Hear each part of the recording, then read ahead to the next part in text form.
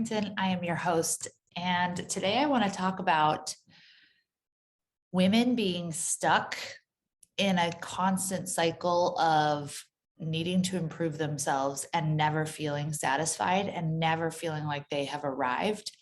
And they live their lives of quiet desperation, hoping for someday that something will magically change everything and they'll finally have the marriage, they'll finally have the business, they'll finally have the money, they'll finally have the fill in the blank and feel happy, feel peaceful, feel joyful, enjoy their life, whatever. And it's causing them to waste their lives in a vain search for something they're never going to find that's outside of them. Has that been you?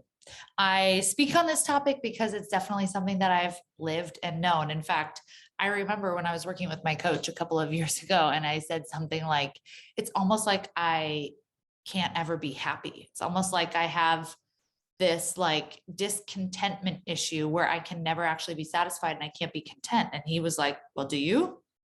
And at the time I wanted to be like, no, like, oh my gosh, of course I know how to be content, because growing up with being in the church, like contentment is definitely a virtue and you better know how to be content or you're like not a Christian, right?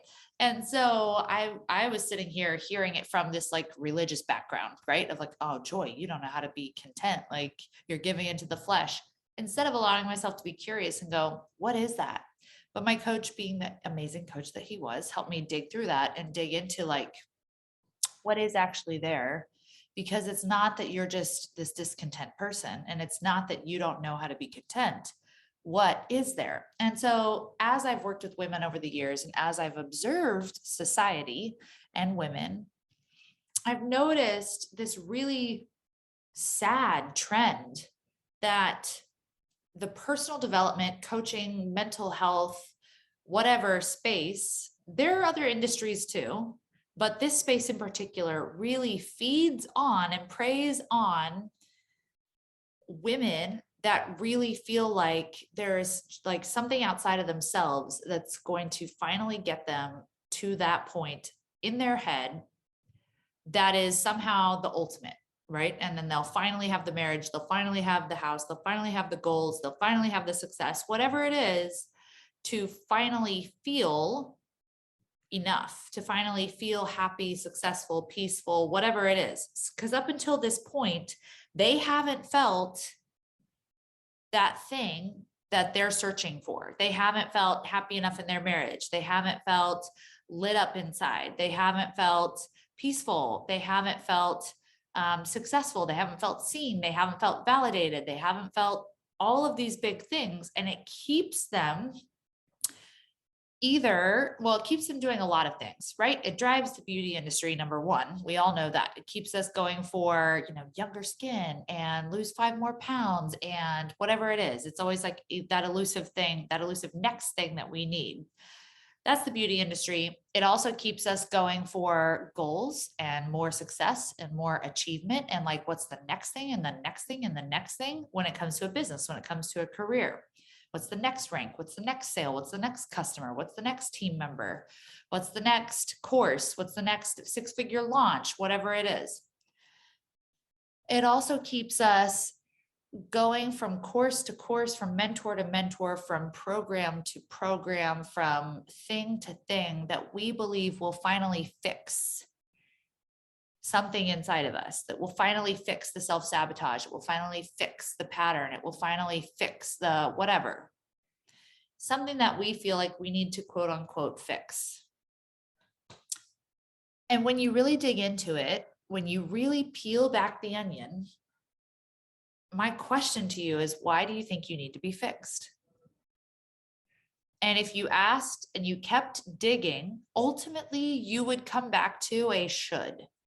Because I should be doing something different, right? I should be showing up differently in my relationship. I should be doing something different when it comes to parenting. I should be, and maybe it's not specific things, but you feel you should fill in the blank. whatever comes to mind. You should feel different. You should be different. You should be in a different place. You should be further along. You should be, right? It comes back to a should. And this is completely within our control. This is completely within our control. We're the ones who decide if we quote unquote should be different at all.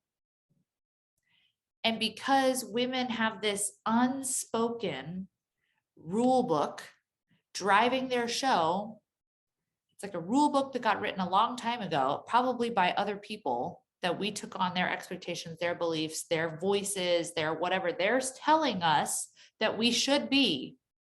Oh my gosh, you shouldn't be struggling with that. Oh my gosh, if you're struggling with that, well, that means this about you. Oh my gosh, if you have that issue, well, that means this about you, right? Oh my gosh, if you don't have this, that means that about you.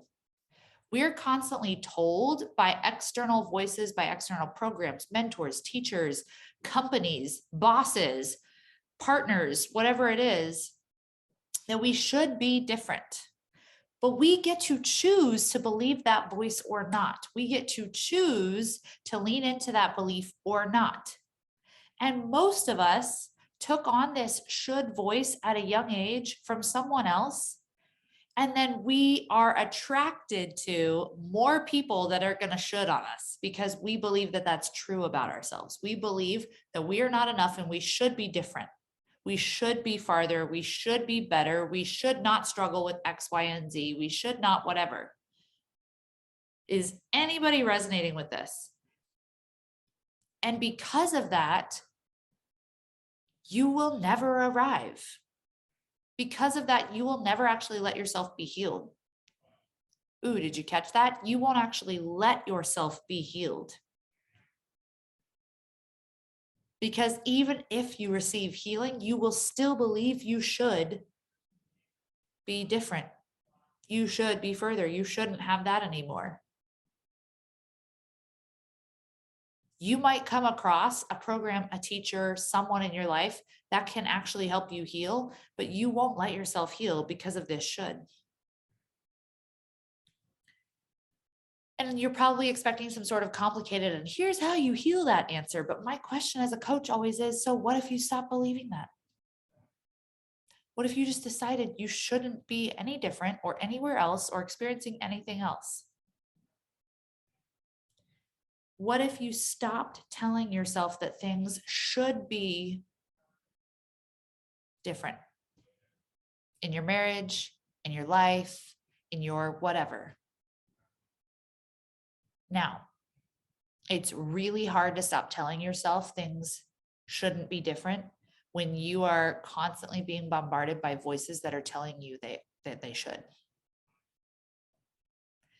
So, in order to let that voice go, in order to shut that voice down, in order to really disconnect from that voice, if this is you, if you're someone that's constantly seeking the next thing to fix this, now I need to fix this area of my life, now I need to fix that area of my life, now I need to fix, constantly fixing. You need to completely disengage from social media, from TV, from any kind of a platform that is putting that should voice back in your head. Imagine if you grew up on an island completely alone. You didn't know a single person. You wouldn't grow up with any sort of expectation of who you should be or what should be right or what should be better because you would have no one to compare it to. You would have no one to look at and say, oh, well, they're doing this, so then apparently I should. Or they're not doing that, so apparently I shouldn't. Or they have this much, so apparently I should. Or they don't have this, so apparently I shouldn't. You'd have zero people to look at and compare yourself to. You would have no understanding, limitation around anything. Anything to do with where you live, what a relationship is, right? Any of that. If you came from that perspective, you would not be seeking to fix something because you wouldn't believe something was broken. Healing is not complicated, and healing there goes should. I won't say should. Healing is not complicated, and healing is available to more people than we would believe. And most of us don't know how to receive it. Most of us have been programmed to think it's never enough. So even when we've been healed, even when we've received healing, we will continue to live from it's still not enough because we haven't identified the voice running the show. We haven't identified the should running the show. We are not in a habit or a practice of observing, oh my gosh, I'm feeling this way, or I'm doing this thing. Wait, what's going on? What's the story running the show? What's the voice running the show? And what's it telling me? What's the unspoken expectation I have here? What's the unspoken rule I have here? What is the should that I have here? And how can I have changed that? How can I let that go? How can I release that? When you become aware of it, you can actually release it. You can change it. You can stop fighting with reality. Remember, I've talked about fighting with reality on Reels on Instagram, and how when you fight with reality, you lose 100% of the time. Fighting with reality is believing things should be different than they are. And it is the biggest cause of divorce. It's the biggest cause of unhappiness. It's the biggest cause of midlife crisis. It's the biggest cause of unfaithfulness. It's the biggest cause of staying in a dead-end job or constantly switching from one thing to the next when it comes to your career. It's the biggest driver of women feeling burnt out, exhausted, resentful, regretful, because they're spending their whole lives running after things that they think they quote unquote should have, do, or be in order to finally feel like they're enough, in order to finally feel like they've arrived, in order to finally feel like there's nothing left to fix, AKA they're perfect. Healing comes when we make peace with the fact that we're never going to be perfect, and that we can still be happy and healed without being perfect. Do you know how to have capacity for both? Do you know how to reconcile that? Do you know how to have a relationship that is not perfect and absolutely love it? Do you know how to have a body that is not perfect and feel absolutely amazing? You know how to do these things. You know how to hold the two together. We call it cognitive dissonance, right? When you hold two like opposing truths together. You know how to do that when you let go of the shoulds, when you let go of the unspoken rules, when you let go of the comparison, when you let go of letting other people tell you how it should be, shouldn't be, and not even letting other people, but you do that to yourself. You hear other people's voices, you hear what other people are doing, and then you flip it on yourself. You get to be healed. You get to live from a state of healing when you can hold two opposing truths together and let yourself still be enough. Let that thing be enough. Let yourself live in that happy state of enough, letting yourself have arrived. You're the only one that can let yourself arrive to quote unquote someday, when you get to feel enough, be happy, love your body, love your man, love your marriage, love your situation, whatever it is. This is not about just letting all standards go and be like, well, then I just have no standards and I'll just take whatever. No. This is not about that. That would be a whole other episode for another day. And women have been programmed to accept nothing less than perfect, to consistently strive for perfect. And if we're not hitting the mark, then it's not enough. So we need to fix it. And we spend our whole lives, one, labeling things as not perfect. Again, that's your choice. You're the only one that can decide if it's perfect or not. If it's perfect for you, It's perfect. Number two, looking for how we're falling short, AKA how things in our life are falling short and therefore a reflection of us falling short. Number three, looking at how maybe other people in our minds are quote unquote better. So that means we need to do more so that we can arrive to their level. Do you see how all of this just keeps us driving this boat of it's never enough, never enough, never enough, never enough, always need to fix it, always need to fix it, always need to fix it. And women spend thousands, hundreds of thousands of dollars running after something that they're the only ones they can give themselves. They're running after something outside of themselves when it's something that only you can have inside of you with you and God.